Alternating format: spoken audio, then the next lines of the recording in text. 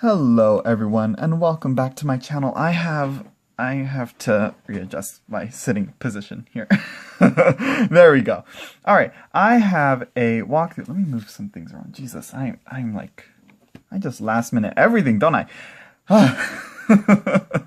Here I have a walkthrough, flip through, first impressions of the Shadowlight Tarot and the mini version,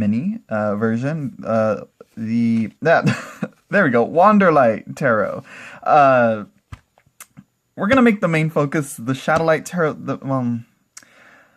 I'll bring it up, but let's let's get into this. So here we have the Shadowlight Tarot. It is by a I'm assuming the creator is aiming to make like his own brand, I guess. It is called Walking. Why do I want to call it Walking? It's Waking Canvas. They have a website. It is by, what's his name? Is his name Aaron? Eric? Don't know. I follow him on Instagram. There's a Shadowlight Tarot, then there's like the Walking Canvas Tarot, and then there's a lot of accounts to follow. And they have a YouTube channel, they have a website. It's a whole lot. Now, this deck was first released in not too long ago, but it was first released with just a tuck box, and I think it was just this, and then eventually and then with the Kickstarter he added extra cards, I believe, and then the mini deck was unlocked as one of the stretch goals, I believe. So I was able to get that as well. And yeah, I want to say it was first released back, and then like they were like, okay, let's do a new Kickstarter, and we'll upgrade the boxes, we'll do some other things. I think they added silver edges. I'm pretty sure there are walkthroughs of the prototype first version of this, I think, that was available. And actually, I do love how the box turned out. Now, this box is the reason why I wasn't unboxing this sooner. Mostly because he ordered the boxes, and it's a magnetic closure box, and the first version, the magnets were too weak and they were not strong enough. So if you were to go like this, oh, look at that, it's barely like it does, but the first one would have just like burst open and all the cards would have flown out. So yeah, here we go. There. How about I read that? Huh? Yeah. Crowdfunded Autumn Equinox 2018. On Kickstarter, I believe. I'm not sure. I'm not sure. I haven't done research on it. This is just the first impressions. But I was like, you know what? I saw it and I'm like, okay, it's on my list. And then I pre-ordered it. I didn't back it. I pre-ordered it, and I ordered it with the mini version as well, because I saw the mini version. I'm like, do I even need that? Is it just going to be a smaller version of this? No, it's actually very different. We're just going to briefly look at it, but it's very simplified, and the only criticism I do have on this mini deck is that it is too small. This thing is tiny. The smallest tarot that I had up until this is the Melmeline tarot, mini tarots that she has out. This is the Rosetta Tarot. So let me just quickly, before we get into the actual thing, I know I'm like taking forever with this, but you know what? Whatever.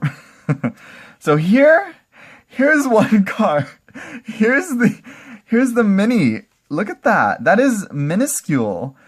This is the limit. I thought this was gonna be I thought the Wanderlight was gonna be like, playing card. I should have paid attention to the measurements, but now I know how small it is. Let me pull out a standard tarot size so that you know like what we're dealing with here, how small this actually is. But I will say, if you do have small hands, this is a godsend to you then. But yeah, I will say, and for its size, it's too small, and the cardstock is thick, so it is very difficult for me to shuffle. But It is what it is. I'm just kidding. No, I think it should have done with a little bit of a thinner cardstock, because when you make a deck smaller, the cardstock gets thicker. If you keep it the same cardstock as your large size, it's going to be really, really thick. But I'm not sure if the cardstock is the same between the two, because this has linen lamination and this is just smooth matte lamination. And cardstock on this is actually really, really good. Okay, another thing is the mini came in this bag, you know, like this, you know, and the bag is really, really long, which, you know, it is what it is. It is what it is again. No, it reminds me of like for a glasses case bag. You know, I think you know, and it's like, this is too thin to use for the actual tarot size, and it's too long, way too long. You know, you can fit 2 decks. 2 mini decks in this one. Maybe I'll use it for the runes. Ooh, I might. Oh, I might do that. I might just do that, because I have a little set of runes, and I like the bag it's in. But they're clingy, so maybe this will work for the rune set that I have. But anyways, moving on. Moving on. Enough of that. We'll come back to that in a little bit. Let's look at this box. 6 minutes and we're barely looking at the cards here. So this is an interesting tarot because, well, it is completely panoramic. It comes with the box, as we talked about. Really like the box. Like, A+ on the box. 10 out of 10. The box is perfect. All right, like, it's simple. The silver looks really nice. It's, you know, I like boxes like this that are the magnetic closure that lift like this. You know, like the Fountain Tarot. There was another one, but I can't remember. I can't remember. I think No, True Black Tarot doesn't have a box like that. Comes with 2 extra cards, a title card, and this, like, logo card, we'll call it. And then it comes with a little black book, we'll call it that, because there's, like, very little white on these pages. And it's not a lot on the minor cards and the majors, but it does show, like, a lot of diagrams and a lot of, like, reference notes. I think let me see. It said here, yeah, here it is. Appendix of symbols, gratitude and magic. So here, you know, it shows you like the astrological symbols that that show up here. I think these are the, well, I'm not sure if these show up on this one, because I do know that these planets show up as extra cards in here. Mind you, there also there's a lot of extra cards in this. So it is 88 cards, so there's 10 extra cards with this deck. And I'm not sure if I'll use all of them. I doubt it. I'm going to try using them first with the 78 and then like study the extra 10 cards by themselves. And I'll see how it works out there. But the little white book leaves a little black book, I should say, leaves a little to be desired. And that's my criticism there. But design-wise, it looks really, really nice. And it's a really well-made little guidebook. But, I mean, if Los Carabeo has more information about the meanings of the cards instead of just one keyword, we got an issue here. That's the only criticism that I have on this. Other than that, it's beautifully made. I do like the, well, it does, yeah, the mostly is on the elements. I just wanted more, but aesthetically pleasing. I love this drawing of the Tree of Life, which is an extra card, but which we should get into it. So the next thing that we have is that it's completely borderless. Yeah, I mean, here's the backs, which I'm pretty sure you were looking at. Edges are silver, which again, with silver gilding, you know, a bit of dust was coming off, so get like a tissue or something so you can wipe them off first. I think there might, yeah, you can still, I don't know if you can see that, but yeah, you can still see some of the glitter on my fingers. I'm not sure if that's coming up on the camera, but I can see it. So I'm not sure. Hopefully it's not too bad. Hopefully it doesn't wear out quickly. Hopefully it can last like the Fountain Tarot. It is very glittery. They are very glittery edges. Not rather that metallic. They're much more dusty, glittery. So that might have to do with how it is. But moving on. Completely black and white. So that may turn a few people off. Some people may like that. I do like a black and white deck. And this one, what I love about this deck though, is that is that there's things in the card that you don't really see at first glance, but the more you look at it, the more you notice things. So how am I going to do? Okay, so I am going to do this first with the major arcana separate, because how we're going to do this is we're going to play with the borderlessness with something that he did here. So as you can see here, let's put you all the way over here. I'm going to put you right there. You see what I'm doing? You see what's going on here? I'm sure you all have heard of this deck. I'm sure, if you guys have it on its way, you already know this. But to anyone who has no idea this deck existed, it's a panoramic tarot. The majors are one, and they are cyclical, or not cyclical. They are continuous. They're continuous. There we go. So the last card. So let me put these back. We'll go like this. The last card, the World, connects with the Fool. Kind of. Sometimes the printing, the cutting, it wasn't quite even, but you can see it there. So you can actually watch the artist creating all the panoramas, each one by one. Not one by one, but the 5 panoramas for the majors, the minors, and each of the suits. On YouTube, I believe it's on the YouTube channel. Anyways, well, I'm not sure if I want to do it like that. No, we're gonna do it how we usually do it. I was gonna be like, oh, let's switch them all out, and you can see it rolling through the panorama. Nah. You gonna watch it one card at a time, and you can look at the panorama yourself if you order it. I'm just kidding now. I'll try to link the videos of the progress of drawing the art, and how you can see how he had something going on with one card, and then he eventually switched it up and changed it into something else. So yeah, let me try and bring this in closer so you guys can see this much better. How's that? There we go. Yeah, nice and clear. Yeah. Anyways, moving on. Let's continue on to this walkthrough. So yeah, here we have the Magician. What's very interesting to me is how the Magician looks very similar to the Devil. So yeah, we'll see that in a little bit. Here we have the High Priestess. So again, it's your standard Rider-Waite-Smith. It has its Golden Dawn associations. You have Venus there. I think, again, the High Priestess with the Moon. The pomegranates right there. So yeah, again, the more you look at this, at the art, you'll eventually see some details pop up more and more, which I do like it when a tarot deck does that.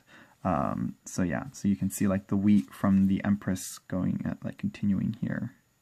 So yeah, there's the Emperor, Hierophant, but here it is retitled the High Priest, kind of to match with the High Priestess.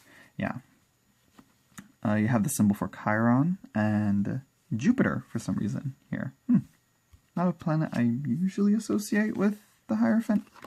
I'm sure that, yeah, you have the symbol for Taurus, you have the bull horns there. So yeah. Here we have the Lovers. Interesting lovers, how they're dancing.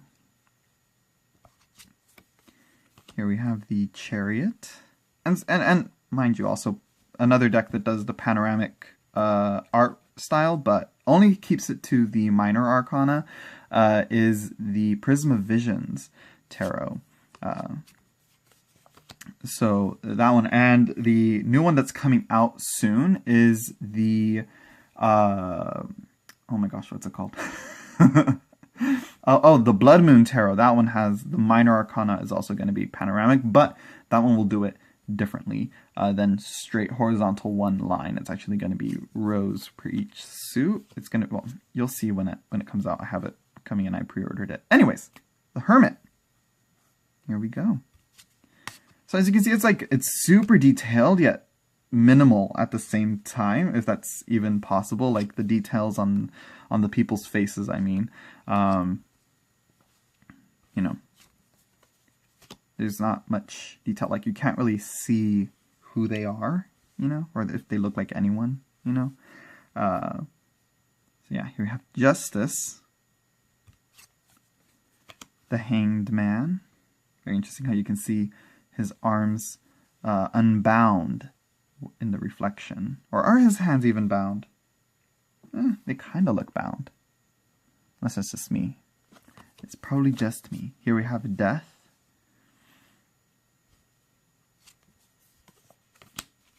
Temperance with Sagittarius, or a physical representation of Sagittarius. Is there a scorpion here?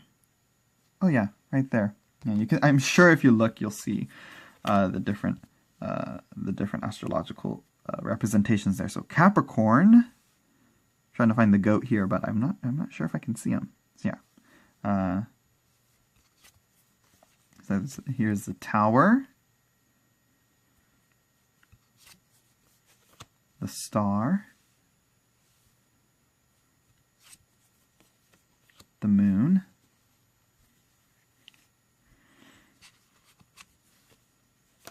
The Sun.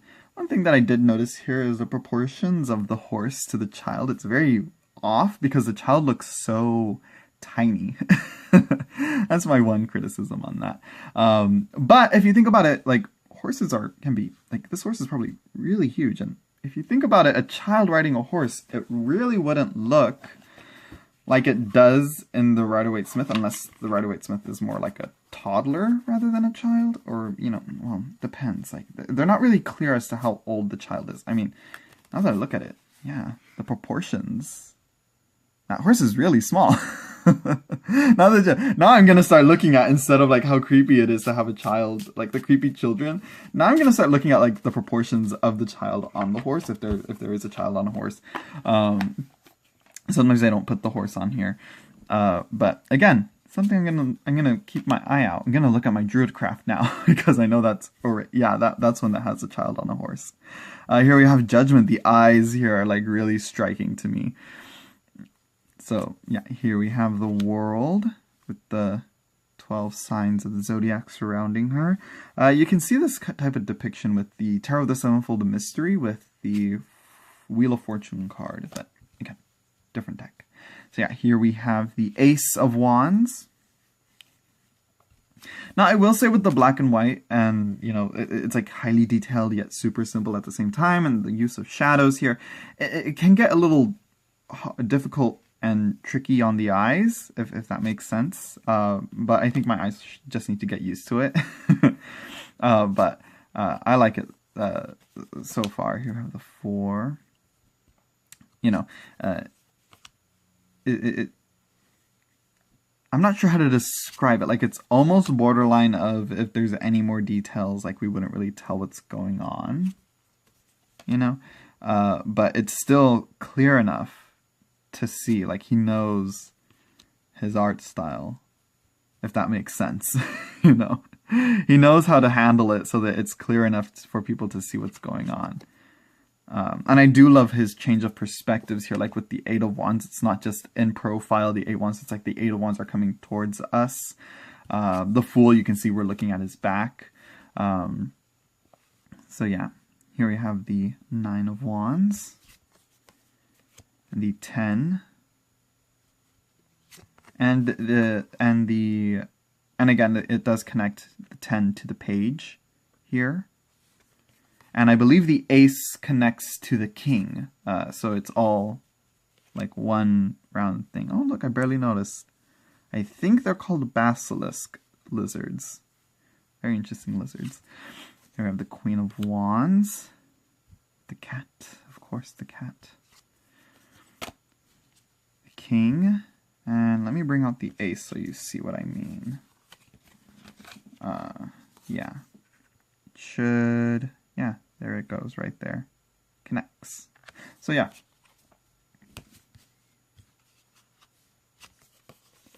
here we have the Ace of Cups, the 2.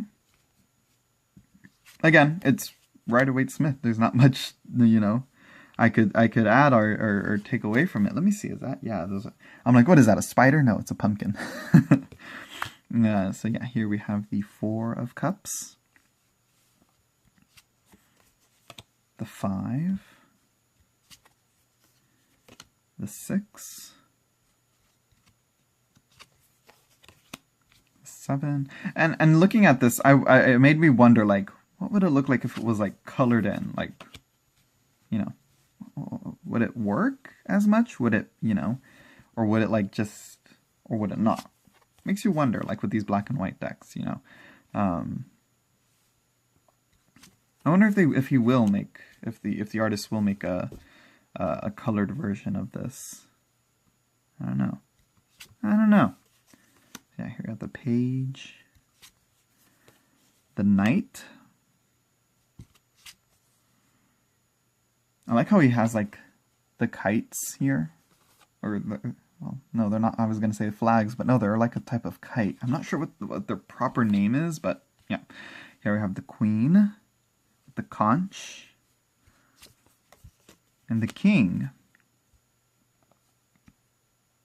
What's interesting here is that this king is, you would think that he would choose a depiction of Poseidon, but I want to say this statue is based on this picture is based on the statue of Zeus. You know, he's holding, I want to say it's a victory in his hands, and the staff with the eagle on top. It was a very popular statue. I want to say it was destroyed in an earthquake or a fire, or it's still there. I'm not sure. I can't remember. But I was wondering. But I noticed this when I saw the art walk, like the oh my gosh, the progression video of him drawing the cards. I saw him like choose this one. I'm like, that's not. You know, you would think like Neptune, Poseidon, you know, with a trident, you know. But still, he added in the cup, you know, he based it off of that, which, I mean, old white man with a beard. That's, you know, pretty much. But again, symbols, the trident. Here we have the suit of swords, the 2, and the 3. Very interesting how it's like stabbed into the trunk, and you can see like the outline of a heart, but it's not like an actual heart. So it's a different take on the 3 of Swords. It's not so that doom and gloom looking type of 3 of Swords, you know. If you think about it, you know, like, you know. Anyways, it's not as bad, you know. Which Rider-Waite-Smith decks, you know, or Rider-Waite-Smith based decks usually tend to. Was my cards off center? My gosh, Rider-Waite-Smith based decks tend to make the 3 of Swords, and especially, why say it, don't spray it, Zach, Jesus, and tend to make 3 of Swords like super negative, and you know, it makes it difficult to like be like put a positive spin on it, you know. Which you should be able to see like a light and dark, a positive and negative in both cards, in each card. So yeah, I confused this card for like a page, or a knight, and when I was reorganizing it, because I did a few shuffles to see how it felt shuffling it, and that's one criticism that I have there, with him in the center, and he looked like a page, which that's another thing I'll point out with the court cards coming up with the suit of swords. It's in all the court cards, and I forgot to mention it with the wands back then, but we'll get to it right now. So yeah, there's the 7 with the, yeah, okay. The 8. Very precocious type of depiction. Hold on, let me see. Is she walking on that? Yeah, it's like she's walking among that, you know? So it's like she's she's walking across like rushing waters, you know? So she could slip and fall. But she has that confidence that, you know, she's all like, I can get back up and keep going, you know? I don't know, something there. That's different. Here you have the 9. I like how there's like the skull here, but it's not an actual skull. It's like the illusion of that. Here we have the 10. I like it. He's not laying on the ground, so he doesn't look dead, but he does look like, you know, it's over, or I couldn't do it, or I couldn't accomplish what I wanted to do kind of feeling going on here. More of like a defeat, ruin, you know, which is what it is. But it's like he's still standing, even though he has like a bunch of swords stabbed into him. But he's still standing, you know. So yeah. So here we have the page. So as you see on the quartz, they don't have the letters. It's just the crescent moon for the page. The waxing or waning gibbous, I believe is what it's called, for the night, which, you know, either way, it still looks like a crescent, you know. But still, the moons, you know, and then here's the waxing gibbous. I don't know my moon phases, I'm sorry. I had them down once in the past time. But no. And then the full moon for the king. I love this King of Swords, by the way. I don't know why. I like how the Queen of Swords is like holding up her sword, you know? Which, piece of metal like that, really heavy, but to hold it like that, you know? Anyways.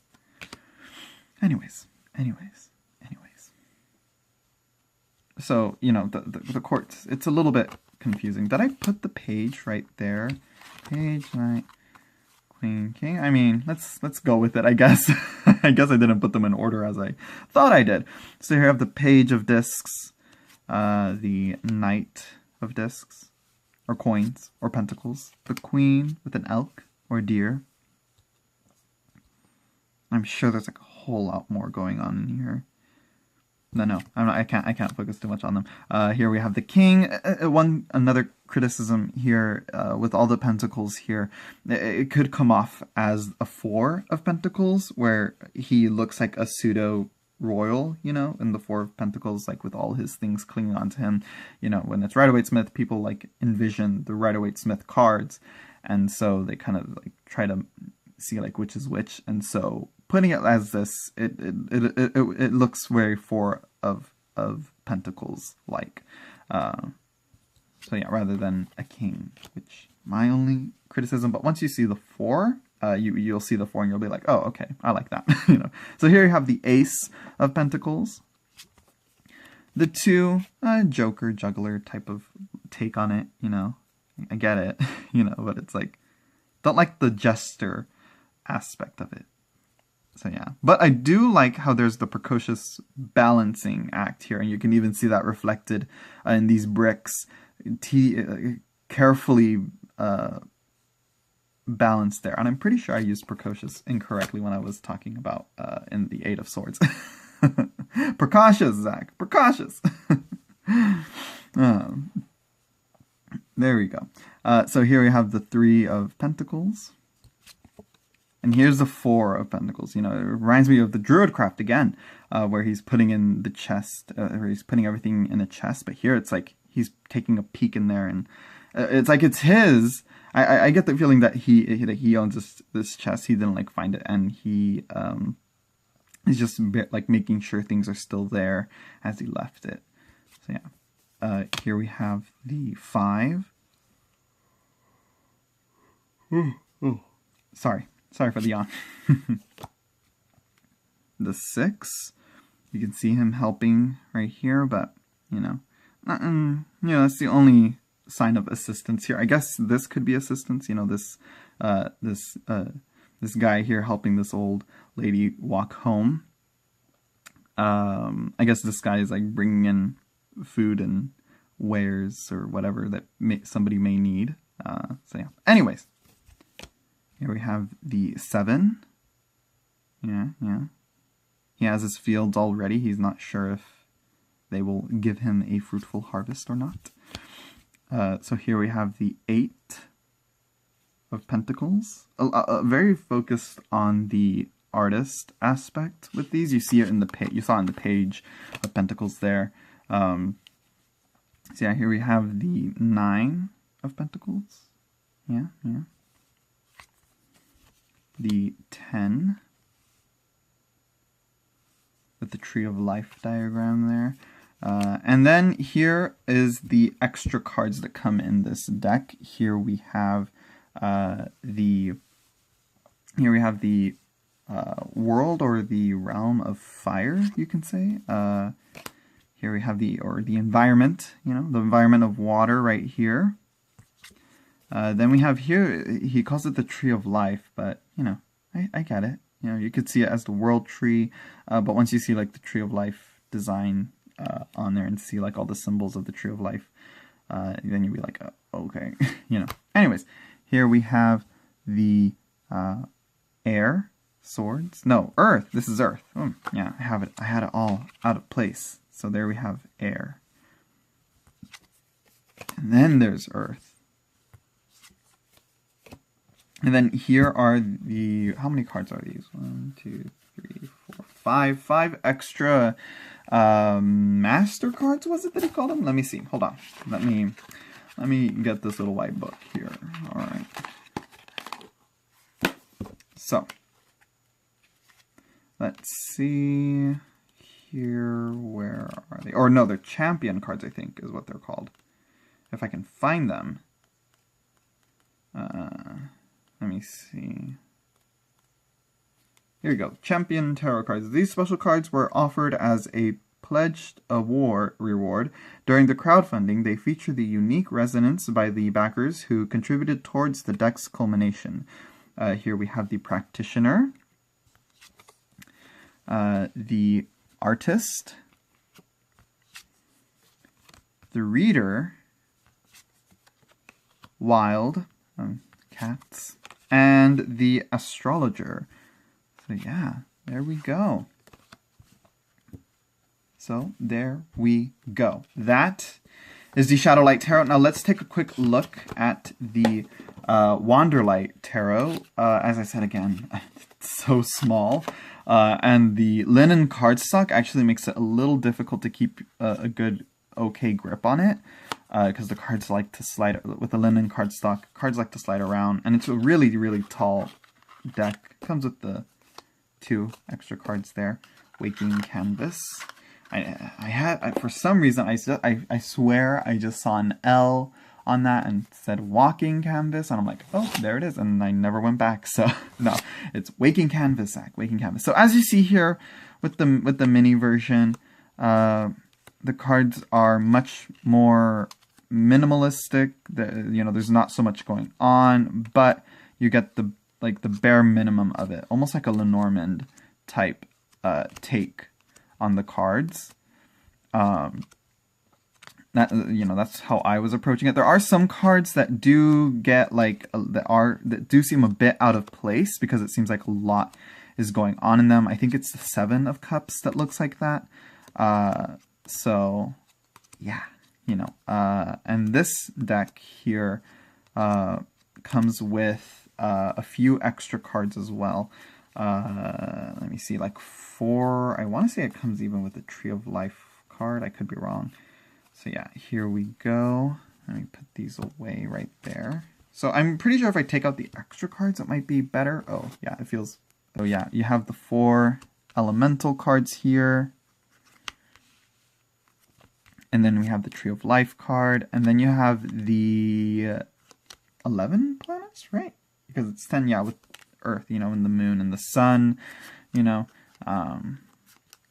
So the planets, and our solar system here, represented in extra cards here. So if you use those in your readings, I guess, but I mean, it would be incomplete without the astrological signs, but that would mean adding even more cards. And so, yeah, it does overhand well. I mean, that's a linen cardstock for you. Lovely overhand. So yeah, what else is there to say? The cardstock is wonderful on the Shadowlight. Again, I wish it was linen, but then I'm like, maybe not, because I'm like, you know, linen is wonderful, but this is awesome. That is a nice shuffle right there. That is nice cardstock. That is just, I love it. I love it. I'm not sure if if I'll be able to read with it.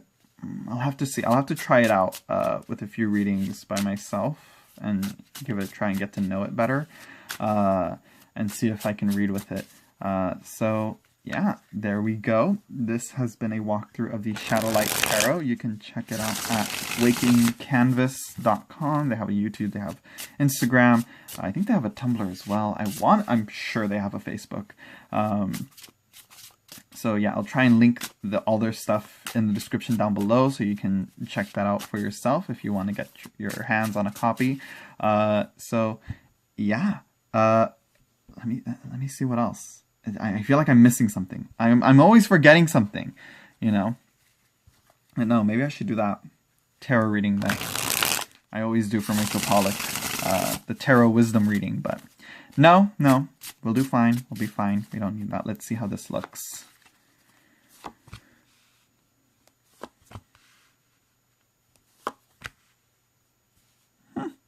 I mean, I guess.